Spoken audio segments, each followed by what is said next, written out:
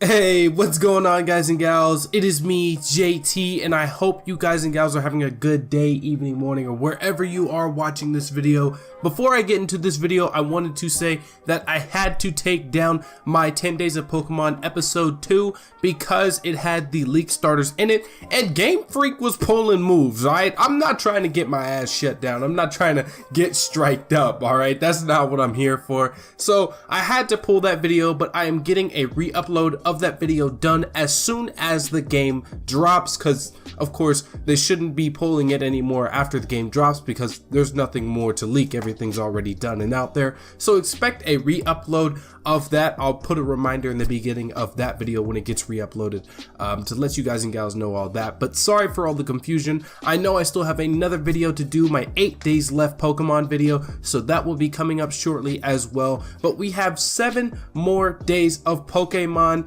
left so we can get Pokemon Sword and Shield on the 15th, and it's getting down to the wire. It is very exciting. These games are rapidly approaching. We are getting more leaks, more information, but we are also getting more official information from Pokemon, and that's what I'm going to be talking about today. So no spoilers for you guys and gals, but if you guys and gals did not know, the Pokemon Company released a video today introducing a game breaking amount of changes. Alright, we have a lot of changes in Pokemon Sword and Shield that are absolutely amazing. People would say that it makes the game easier. In my opinion, it makes the game better. Now what they did is they showed off how you can change a Pokemon's whole nature. So you know how they have the nature system, some are like bashful, some are adamant, and if you need a specific nature for a specific stat per se in competitive play, you can use these little things called mints, and you can use them to change a Pokemon's whole nature and affect their stats drastically. I think this is an amazing change. I'm glad to see this coming to Pokemon Sword and Shield, because not only will it make it better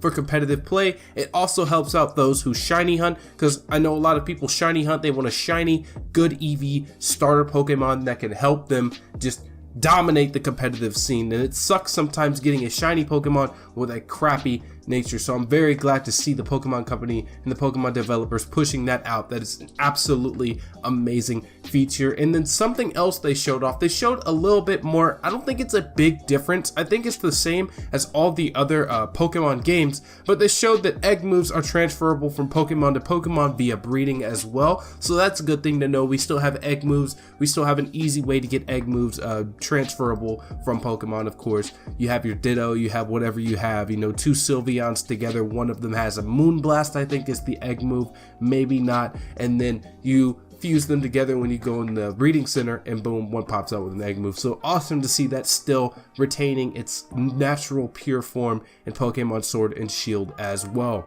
Then they showed off something else that's absolutely insane. Everybody's going crazy over it, and I believe in the prior Pokemon games you could only use like 10 or 12 calcium on a Pokemon, and if you guys didn't know what calcium is, it raises a specific stat, so like HP or something like that, you know, special defense. I don't think it raises special defense. It might, but it raises certain stats about a Pokemon. You can go and do that. Back in the old Pokemon games, you'd go to what's called the drugstore in that game.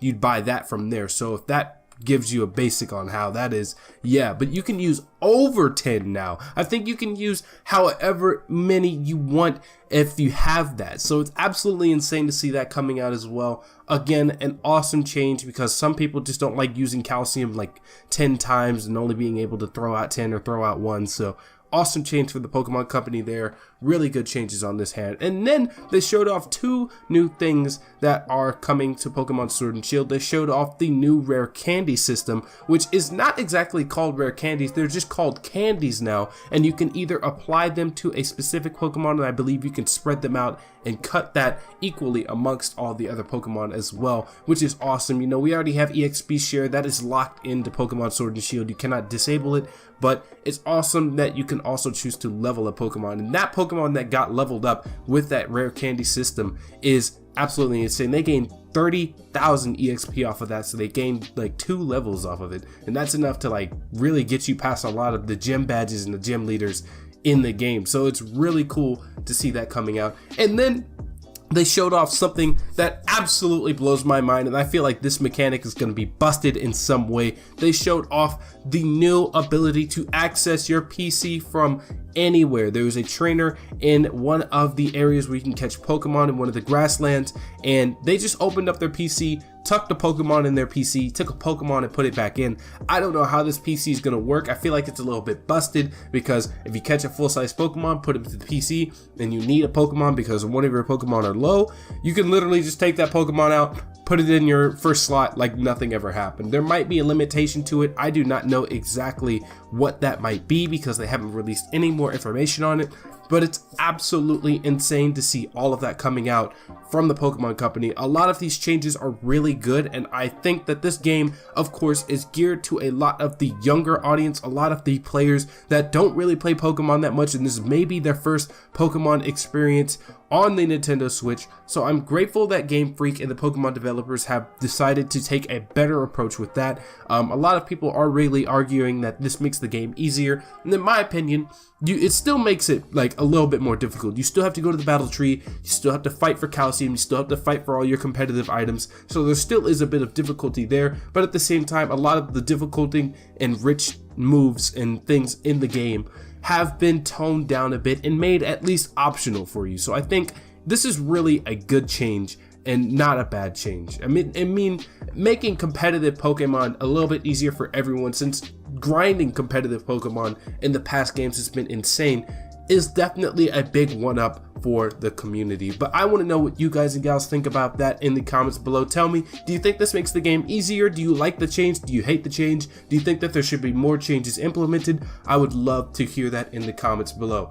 Thank you guys and gals for watching this video. If you liked that video, please hit that like and the subscribe button, and peace out.